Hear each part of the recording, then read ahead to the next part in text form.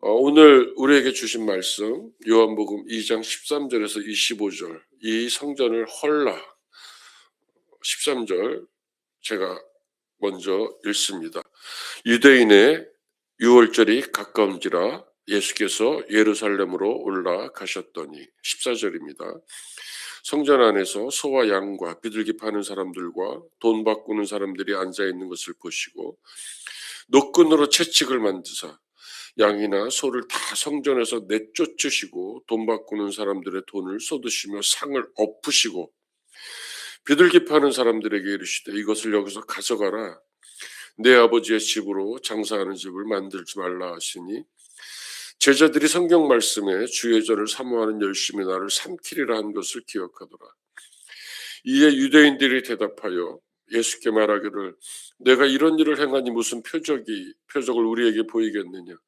예수께서 대답하여 이르시되 너희가 이 성전을 헐라 내가 사흘 동안에 일으키리라. 유대인들이 이르되 이 성전은 46년 동안의 지었건을 내가 3일 동안에 일으키겠느냐 하더라. 그러나 예수는 성정된 자기 육체를 가리켜 말씀하신 것이라.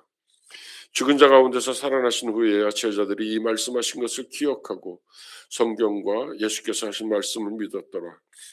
유월절에 예수께서 예루살렘에 계시니 많은 사람이 그의 행하시는 표적을 보고 그의 이름을 믿었으나 예수는 그의 몸을 그들에게 의탁하지 아니하셨으니 이는 친히 모든 사람을 아시오요 다 같이 또 사람에 대하여 누구의 증언도 받으실 필요가 없으니 이는 그가 친히 사람의 속에 있는 것을 아셨습니다. 예수께서 공생애를 시작한 지 얼마가 지나지 않아 유월절이 되었습니다. 이스라엘 민족을 이집트에서 해방시키신 하나님의 은혜를 기억하고 감사하는 절기입니다. 참으로 예수님의 사역에 적합한 때가 이른 것입니다. 우리가 성전 정화 사건 또는 성전 청결 사건이라고 부르는 이 성전을 깨끗하게 하신 일을 마태, 마가, 누한도 기록하고 있지만 예수의 복음 3년이 거의 다 돼가는 쯤에 기록하고 있습니다. 반면에 오늘 사도 요한은 예수의 초기 사역을 기록하고 있습니다. 만민이 기도하는 내 집을 강도의 소굴로 만드느냐고 공간복음에는 호되게 꾸짖고 있습니다. 내쫓으십니다.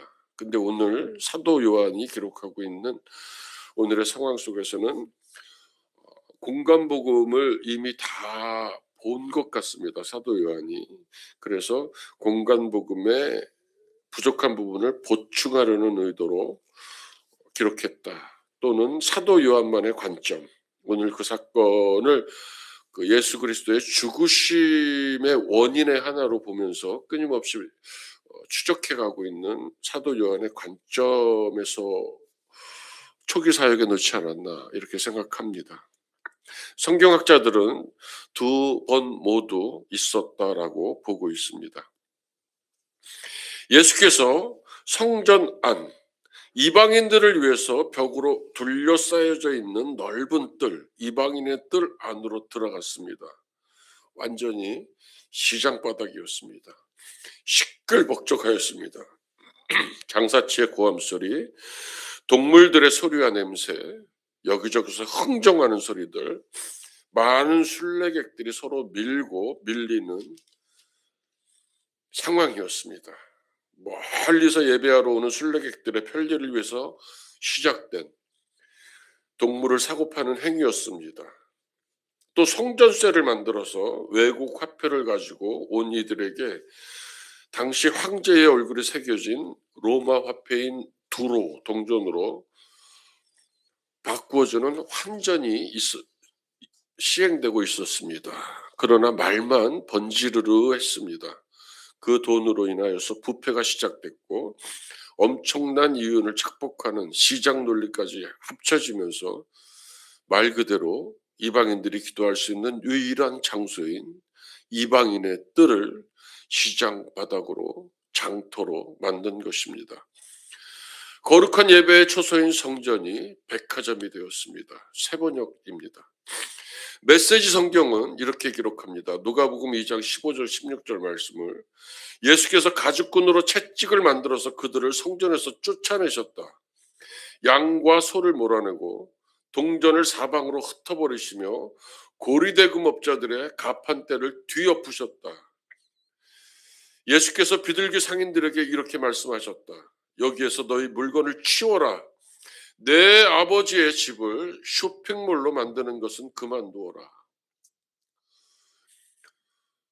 물건을 팔아서 이방인의 뜰, 기도하는 자리를 동물을 파는 행위를 하는 조금 부유한 자들은 뒤집어 엎으셨다 그러고, 여기서도 비둘기 정도밖에 팔 수 없었던 가난한 상인들, 그들에게는 스스로 치우라는 예수님의 긍휼한 마음도 잠시 보이기는 합니다. 마음이 불쾌해진 유대인들이 예수께 묻습니다. 예수, 당신이 하는 이 일이 옳다고 입증해 줄 신임장은 있어? 도대체 무슨 자격으로 이르느냐? 하고 대드물고 있는 것입니다. 예수께서는 오늘 우리가 읽은 19절 말씀처럼 이해하기 어려운 말씀을 하십니다. 예수께서 대답하여 이르시되 너희가 이 성전을 헐라. 내가 사흘 동안에 일으키리라.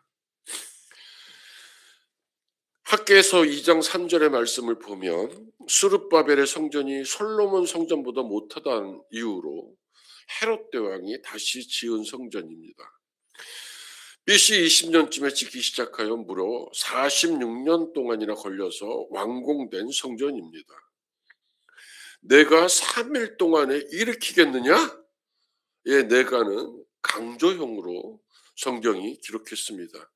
다시 말해서 헬라어 원어로 보자면 그것은 절대 불가능하다라는 불쾌한 대답입니다. 경멸입니다. 그런데 수수께끼 같은 상황이 더 일어납니다. 허는 주체가 예수께서 말씀하셨습니다. 허는 주체가 예수가 아니라 상인들입니다. 그들이 더욱 분개합니다. 그러면서 예수께서 이제 장사치로 변질된 그들의 손에 의해서 허물어지는 것이 단지 눈에 보이는 46년 동안 지은 저 예루살렘 성이 아니라 자기 육체, 성정된 자기 육체, 성전된 자신의 몸이라고 밝히고 계십니다. 이제 불쾌해하고 분개하던 이들은 무대에서 소리도 없이 사라지고 예수와 제자들만이 남게 됩니다. 사도 요한이 끊임없이 처음부터 끈질기게 말하고 싶은 내용이 있습니다. 세상죄를 지고 가시는 하나님의 어린 양, 세례 요한을 통해서 이렇게 예수를 표현했습니다. 근데 오늘 그 어린 양이 유대인들의 저주 속에서 허물어질 성전된 예수입니다. 그리고 나서 멈추는 것이 아니라 그러나 너희들이 비록 나를 허물지만 그러나 사흘 동안에 내가 일으키리라 라는 그 말씀 아래는, 선포 아래는 부활의 메시지가 이미 예수님의 초기 사역에 들어있는 것입니다. 처음에는 제자들도 이 말씀의 뜻을 이해하지 못했다고 기록합니다. 돌아가시고 부활하시고 그들에게 보이신 후에야 오늘의 말씀을 기억해내고 그 말씀을 믿었다고 성경이 기록하고 있습니다. 저도 고등학교를 졸업하고 기도원에서 6개월 동안 재수하면서 산기도를 할 때 제가 하나님께 서원 기도를 한 것 같습니다. 근데 서원 기도를 언제 왜 했는지는 기억나지 않습니다. 근데 오늘 제자들이 기억하고 기억해내고 말씀을 믿었다라는 것 때문에 제 삶을 쭉 돌아봤습니다. 역으로 추적해봤습니다. 저는 목사가 된 것이 너무 감사하고 너무 좋습니다. 한 번 더 기회를 주시면 조금 더 일찍 안수를 받고 싶습니다. 그런데 제 인생을 거꾸로 이렇게 돌려보니까, 이렇게 뒤에서부터 앞으로 돌려보니까 목사를 만들기 위해서 하나님께서 하신 수많은 일들이 보였습니다. 하나님이 나를 목사로 만들기 위해서 어느 시점에서 내 마음을, 내 중심에 있는 것들을 때로는 뒤엎으시고 때로는 채찍으로 치시는 것처럼 나를 훈련시키시고 내가 하나님의 사랑을 온전히 바라볼 수 있도록 만드셨는지 그 수많은 날들을 생각했습니다. 너무너무 하나님이 고마웠습니다. 그 인간들은 좀 연약한 것 같아요. 왜 내가 3일 사흘에 살아나리라고 얘기했을 때 주님이 말씀하니까 내가 그것을 신뢰합니다라고 덥석 믿음을 사용하지 않고 오랜 세월이 흘러야 그 믿음이 장성하는 것일까요? 오늘 주께서 17절에 이렇게 말씀하십니다. 제자들의 기억입니다. 주의 전을 사모하는 열심히 나를 삼키리라. 시편 69편 9절에 나오는 다윗의 고백입니다. 다윗의 언약궤에 대한 열심, 성전 건축을 향한 열망으로 다윗이 고백한 내용이지만 오늘은 제자들의 기억으로 쓰이면서 하나님께서 자기 백성들을 성결하게 지키시려는 일로 확장됩니다. 켈빈의 해석입니다. 열심, 여기에서 헬라어로 킨 아트라고 쓴 열심은 어떤 일을 이루기 위한 뜨거운 열정을 가리킨다는 그런 뜻입니다. 예수께서 물욕에 사로잡힌 자들에 의해서 더럽히신 성전을 청결케 하는 일이 후에 지도자들로부터 강한 거센 반발을 받게 될 것을 뻔히 예상하면서도 그 일을 담대히 행하고 계신 것입니다. 오늘 우리가 주목해야 될 것은 성전된 자기 몸입니다. 성전된 예수의 몸입니다. 훗날에 우물가에서 만난 사마리아 여인이 예수께 묻고 예수께서 답하시는 이런 내용이 나옵니다. 우리 조상들은 이 산에서 예배했는데 당신들의 일은 예배할 곳이 예루살렘에 있다 하더이다. 예수님께서 이렇게 말씀하십니다. 예수께서 이르시되 여자여 내 말을 믿으라. 이 산에서도 말고 예루살렘에서도 말고 너희가 아버지께 예배할 때가 이르리라. 아버지께 참되게 예배하는 자들은 영과 진리로 예배할 때가 오나니 곧 이때라. 아버지께서는 자기들에게 이렇게 예배하는 자들을 찾으시느니라. 예수께서 부활하신 후에는 예수의 몸이 성전이 될 것이라는 선포입니다.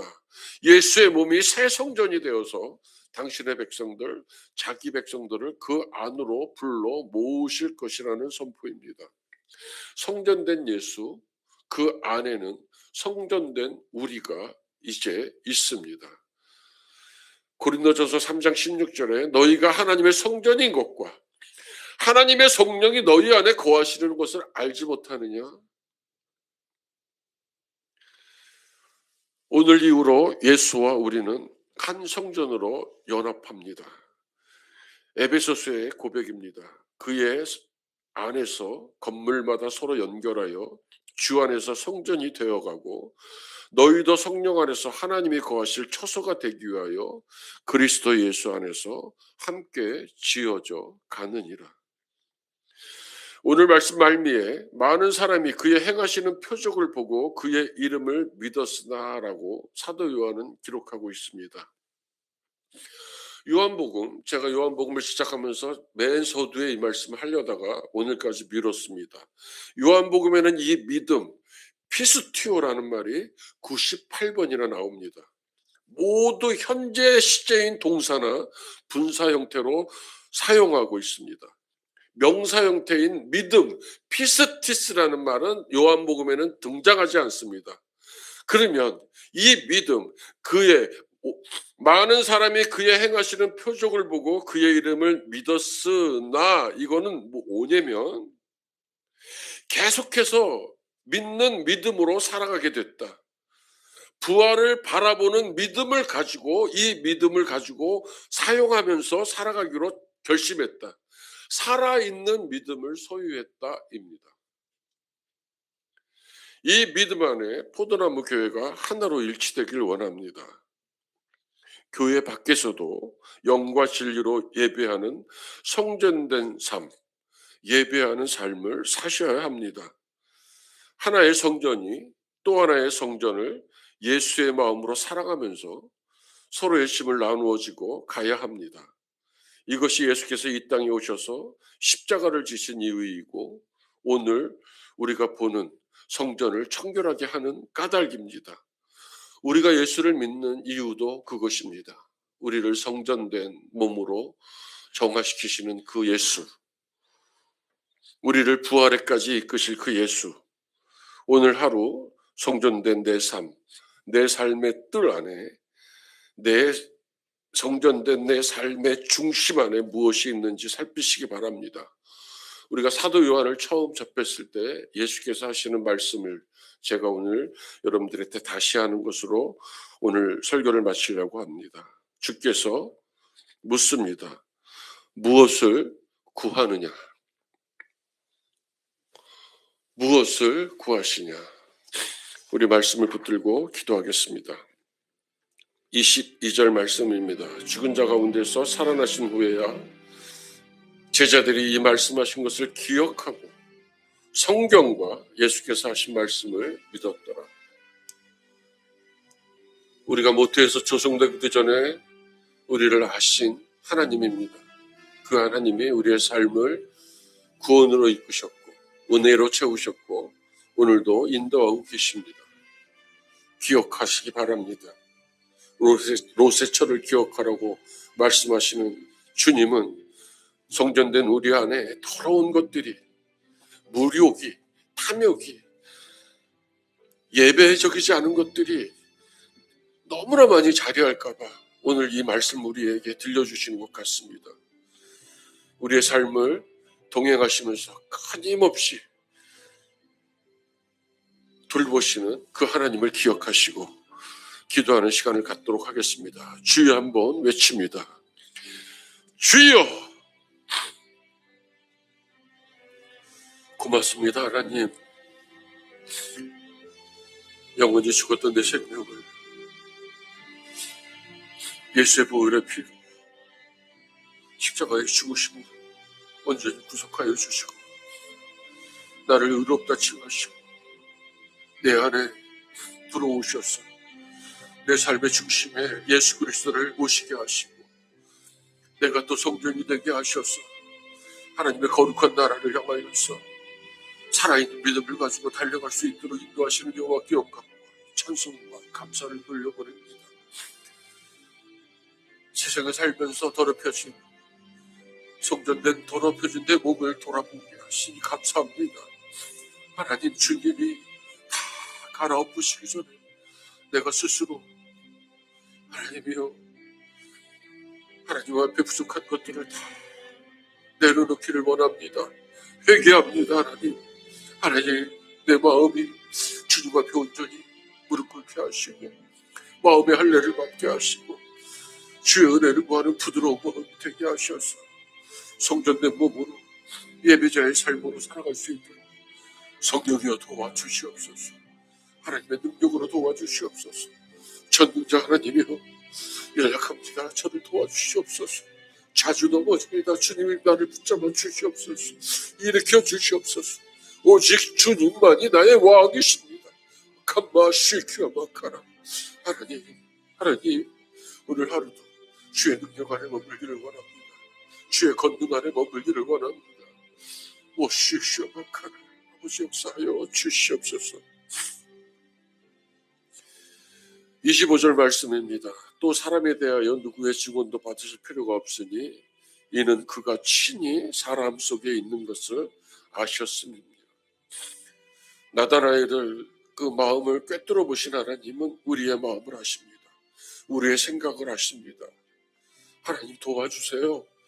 하나님 도와주세요. 주님 나와 함께 동행해 주세요. 우리 이 말씀 붙들고 나를 아시는 하나님께 기도하다가 내 모든 기도의 제목들을 풀어놓고 돌아가시겠습니다. 우리 주여 한번 외칩니다. 주여! 내가 안고 일어서을 아십니다. 나의 생각도 아시고 나의 마음도 아십니다. 내가 바다 끝에 가서 구할지라도 내가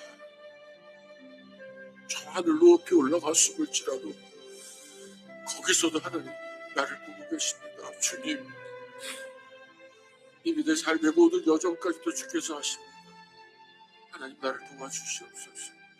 내 눈이 주님만을 기억하게 하시고 내 손과 발이 주님의 손과 발이 되게 하시고 내 입이 주님의 입이 되게 하시옵소서. 모든 교회를 하나님 온전히 세워가는데 하나님의 내가 경비함으로 승복하게 하시고 하나님께서 명하시고 보게 하시고 듣게 하신 것들을 순종함으로 감당할 수 있도록 허락하시고 하나님의 내가 재물의 염려나 가족들의 염려나 내 마음의 소원이 있어서